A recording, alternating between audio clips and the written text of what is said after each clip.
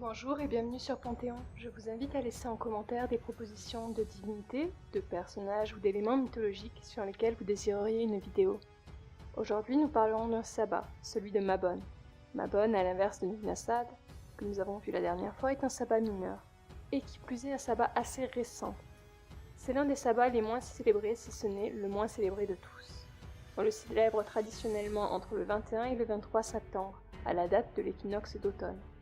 Selon la vidéo des Indoldondes, cette année, c'est le 23 septembre.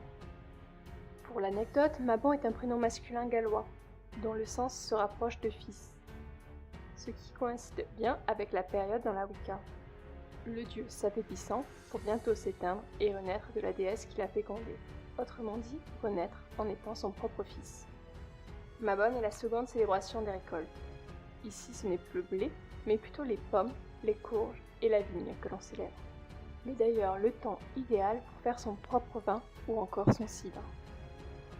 Mabon, c'est le froid qui arrive, mais aussi la chaleur qui persiste. Les arbres qui se préparent à passer l'hiver, se parant de leur plus belle couleur. Et il est l'heure de préparer sa demeure pour l'hiver. L'heure est aussi à l'introspection, de se poser pour réfléchir, entre l'activité de l'été et la longueur de l'hiver. Le moment de se poser pour réfléchir à ce que l'on va préparer tout l'hiver pour qu'au printemps cela éclose. Dans votre jardin, il est d'ailleurs l'heure de préparer les graines en vue de la prochaine récolte. À Mabon, on remercie une fois de plus la terre nourricière ou la déesse pour les récoltes.